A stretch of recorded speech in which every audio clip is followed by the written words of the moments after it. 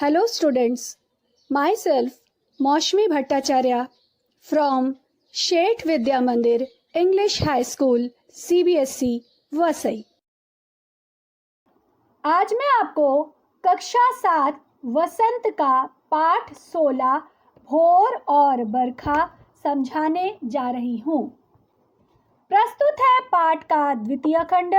प्रथम खंड में हमने कवित्री परिचय एवं प्रथम पद को समझा। प्रस्तुत है द्वितीय पद। बरसे बदरिया सावन की मन भावन की। सावन में उमग्यो मेरो मनवा, भनक सुनी हरि आवन की। उमड़ घुमड़ चहु दिस से आया, दामिन दम के झर लावन की। नन्ही नन्ही बूंदन मेहा बरसे, शीतल पवन सुहावन की। मीरा के प्रभु गिरधर नागर, आनंद मंगल गावन की। दूसरे पद में मीराबाई जी ने सावन के मनमोहक मौसम का चित्रण किया है। वह कह रही हैं, बरसे बदरिया सावन की मन भावन की।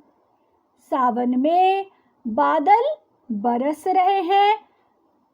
बादल जब बरस रहे हैं तो वह मन को खुश कर रहे हैं, यानी हमें बरसते हुए बादल देखकर बहुत ही अच्छा लग रहा है।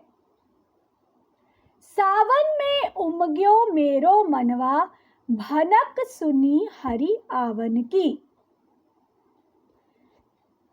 सावन में बादल उमड़ घुमड़ कर वर्षा कर रहे हैं। यह देखकर मेरा मन बहुत ही प्रसन्न है, यानी मेरा मन बहुत खुश हो रहा है। क्यों खुश हो रहा है?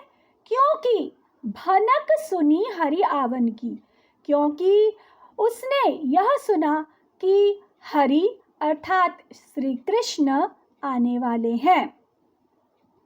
श्री कृष्ण जब द्वारिकाधीश हो गए थे, जब वह द्वारिका में राज करते थे, तो उस समय वह कभी कभार ब्रज में आया करते थे।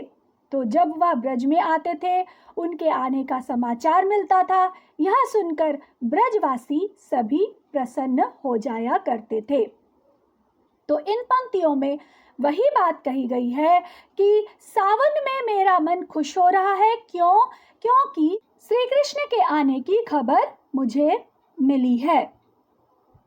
उमड़ घुमड़ चहुदिसी से आया, दामिन दम के झर लावन की। बिजली चमक रही है, ठंडी ठंडी हवा चलने लगी है। चारों तरफ से बादल उमड़ घुमड़ कर आए हैं। नन्ही नन्ही बूंदन मेहा बरसे, शीतल पवन सुहावन की।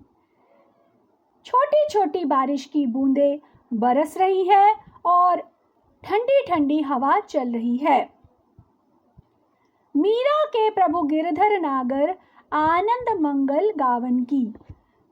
मीराबाई कह रही हैं कि मेरे प्रभु गिरधर नागर, यानी गिरी को धारण करने वाले, पर्वत को उठाने वाले श्री कृष्ण, वे आने वाले हैं। उनके आने की खुशी में मैं आनंद मंगल गा रही हूँ।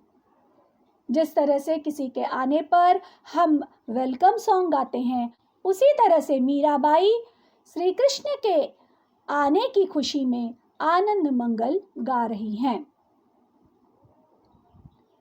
प्रस्तुत पद ब्रज भाषा में लिखे गए हैं। इनमें आए हुए कुछ कठिन शब्द एवं उनके अर्थ इस प्रकार हैं।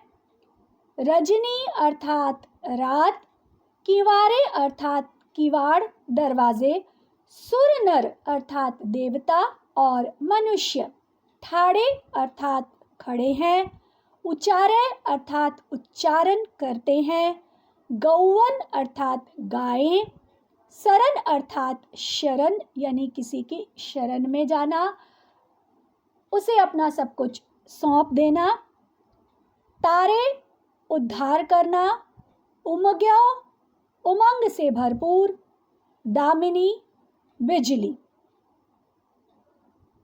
प्रस्तुत पदों को ध्यानपूर्वक पढ़ें एवं कठिन शब्दों के अर्थों को भी याद करें। हमारा पाठ यहीं पर समाप्त होता है। धन्यवाद।